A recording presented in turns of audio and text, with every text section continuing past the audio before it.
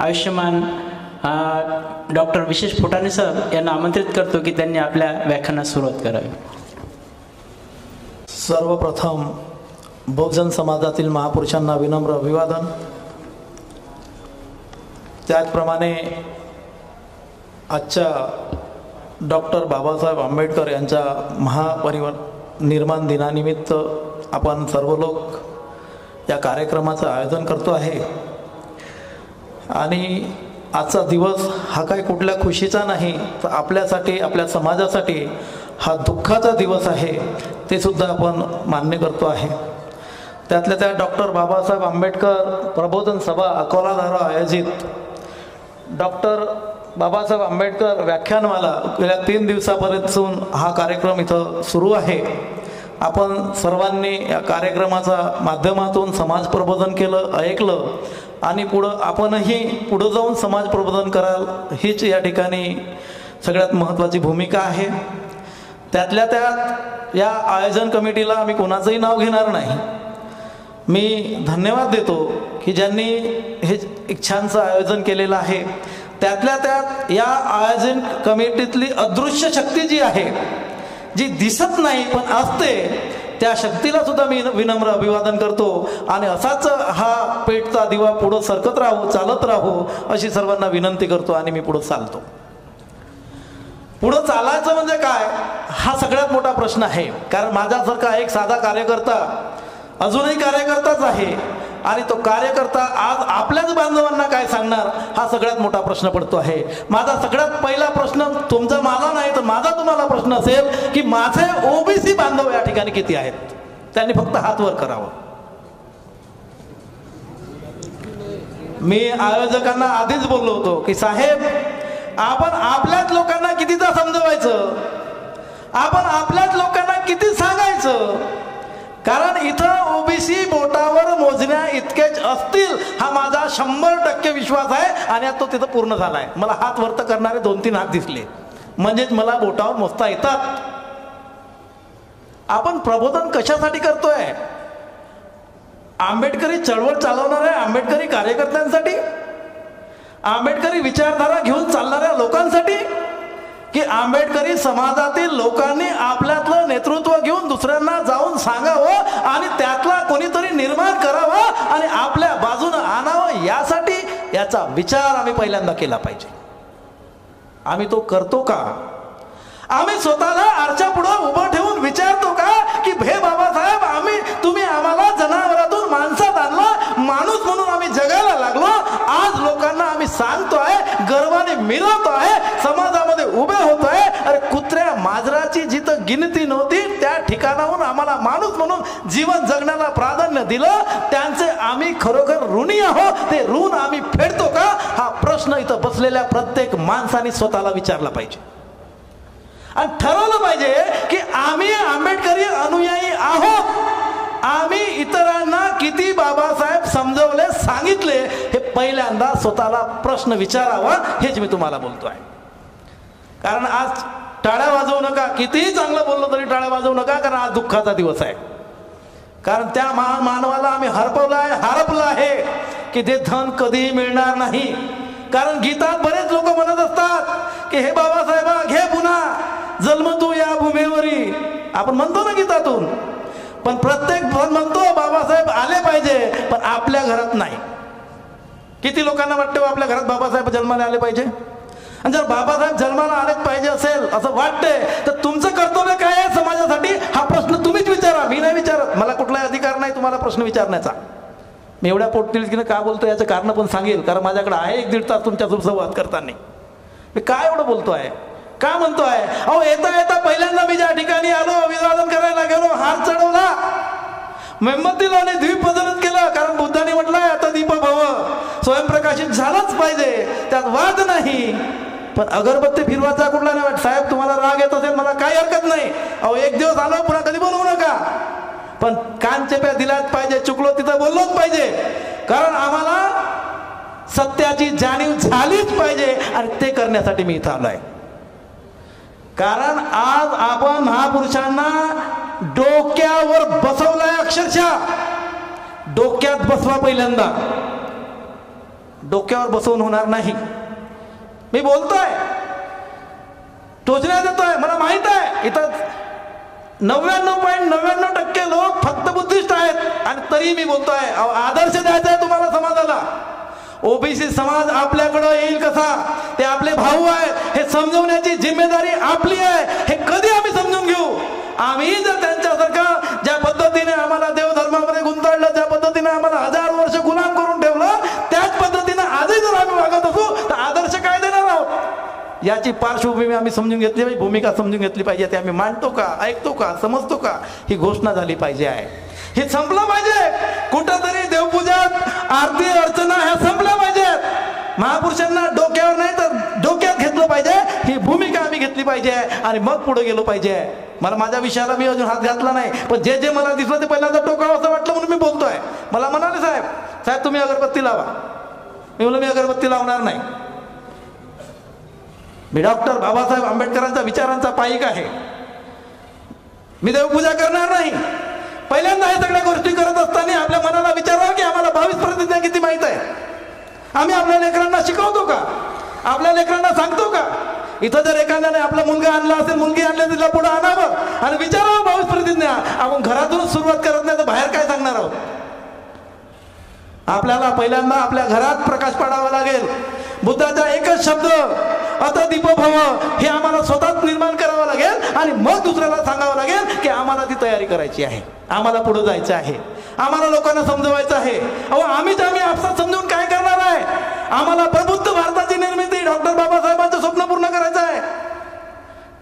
ते आम्ही करतो का? प्रश्नच आहेत, उत्तर तर बिलकुल नाही. आम्ही ते प्रश्न आमच्या स्वतःच्या मनाला विचारले पाहिजेत, अंगीकृत केले पाहिजे आणि मग पुढे चाललो पाहिजे. आम्हाला समजावं लागेल, समजून घ्यावं लागेल की आम्ही काय करतो आहे, आम्ही कुठं चाललो आहे, सत्य असत्याचा शोध आम्ही घेतो का, याचा विचार आम्हाला करावा लागेल. आणि हाच प्रश्न पडतो आहे. आम्ही बुद्धिस्ट म्हणवतो स्वतःला, पण बुद्धिस्ट होत नाही. कारण रविवार दिवस आमचा फिक्स असतो, तो प्रबोधनाचा नाही. आज बुद्धिस्टांना जर विचारलं आज रविवार आहे तर मटण आहे म्हणतात. पण कुणीही म्हणत नाही की आज प्रबोधनाचा दिवस आहे, सुट्टीचा दिवस आहे, मी 5 लोकांना भेटी देईल, 5 ओबीसीच्या लोकांना पकडील, ते आमचे भाऊ आहेत, 5 एसटीच्या लोकांना पकडील, ते आमचे भाऊ आहेत, त्यांना बाबासाहेब सांगेल. कारण बाबासाहेबांना आम्ही कोंडून ठेवलाय याचा विचार आम्ही केला पाहिजे.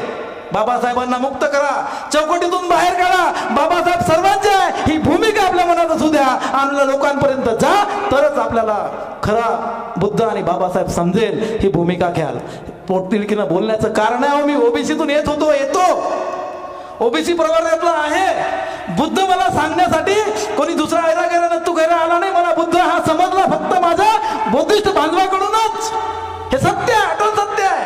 पण माझी अपेक्षा अशी आहे, जर मला एका विशेष फुट्याला जर बुद्धिस्ट समाजाच्या माणसांकडून कळतो आहे तर 1000 लोकांना का कळू नये, हजारांपर्यंत का जाऊ नये, समाजाने ज्ञान का घेऊ नये, समाज अंधश्रद्धेतून बाहेर का पडू नये, हा माझा सगळ्यात मोठा प्रश्न आहे. अंधश्रद्धेतून का म्हणतो आहे? कारण आज आपण महापुरुषांना देव बनवलाय हे कुठंतरी चुकतं आहे, हे मी ठामपणे बोलतोय. कोणाला राग येत असेल त्यात काही भावगं नाही आहे, राग करावा. प्रत्येकाला बाबासाहेबांनी घटनेमध्ये आपली भूमिका, आपली गोष्ट मांडण्याचा अधिकार दिला आहे, ती मांडाच. पण स्वकल्पने मांडा की सत्य आहे ते सत्यच आहे. कारण इथं सत्याला थारा नाही असं माझ्या लक्षात आलेलं आहे. सत्य कटू असतं, सत्य कधीही खपत नाही. असत्याची साथ देणारे भरपूर लोक असतात असं मला वाटते. चुकीचं असेलही कदाचित मी, पण मला माझ्यावर पूर्ण विश्वास आहे की मी जो गोष्ट बोलेल, जे आहे ते सत्य आहे ते सत्यच म्हणेल. मी खोट्याला साथ देणार नाही. मला याचं काही झालं तरी परवा नाही, कारण सत्य ते बोलावं लागेल. कारण समाजाचे जोपर्यंत कान टोचत नाही तोपर्यंत समाजामध्ये जागृती निर्माण होत नाही. कारण आपण अजूनही प्रगत भारतामध्ये 75 वर्ष स्वातंत्र्याला झाले असले आणि बाबासाहेबांनी आम्हाला दीक्षा देऊन जरी 60-70 वर्ष झाले असले तरी आम्ही अजूनही सुधारलेलो नाही, याची खंत आम्हाला आज वाटते आहे. कारण आम्ही फक्त दीक्षाभूमीवर जाऊन अभिवादन करतो. 6 तारीख आली, बाबासाहेबांना अभिवादन करतो, नमस्कार करतो, नम्र होतो. बाबासाहेबांच्या दुःखामध्ये आम्ही एक मिसळून जातो, वाहून जातो, अश्रू गाळतो. पण आता ही वेळ अश्रू गाळण्याची नाही. आता ही वेळ बाबासाहेबांचे विचार पेरण्याची आहे. मगाशी आम्ही चर्चा करत असताना एका मार्क्सच्या विचाराचा जर विचार केला तर आम्हाला लक्षात आलं का त्याच्या माहितीत फक्त 20-25 लोक होते आणि त्या 20-25 लोकांनी त्याचे विचार कितीतरी राष्ट्रामध्ये नेऊन पोहोचवले.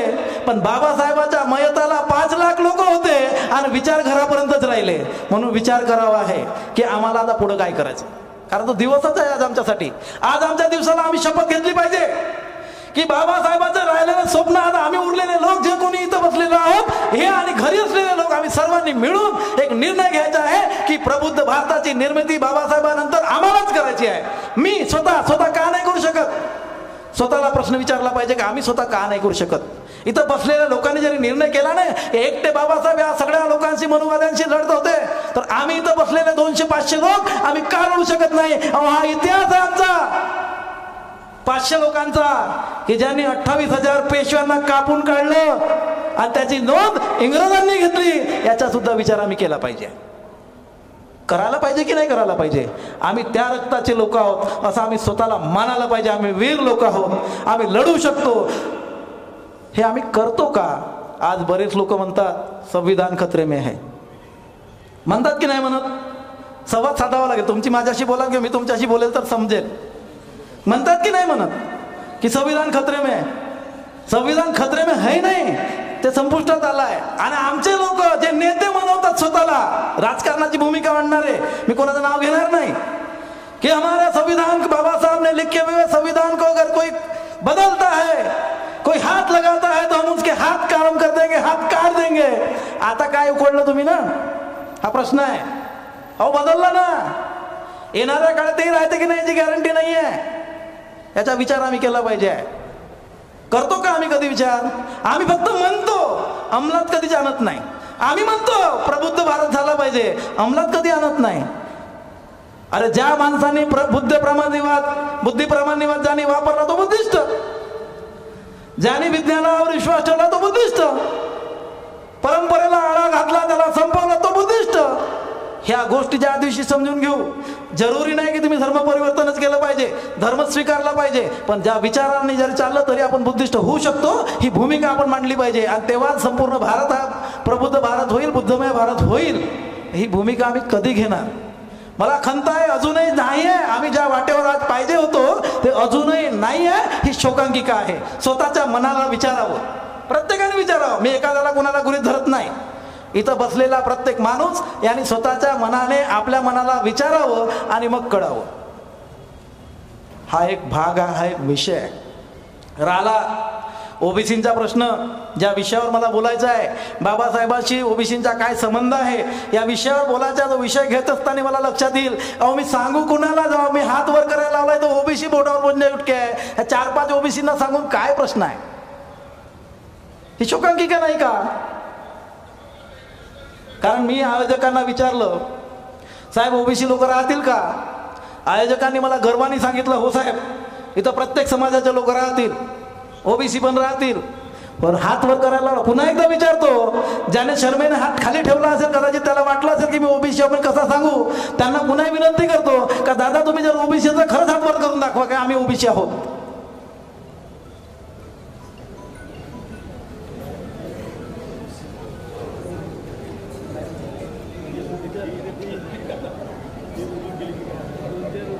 आता विचाराचाच प्रश्न आहे की नाही?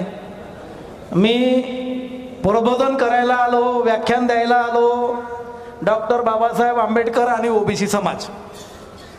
इथं ओबीसीच नाहीत म्हणजे शून्यता नाही असं मी म्हणत नाही, साहेब आहेच.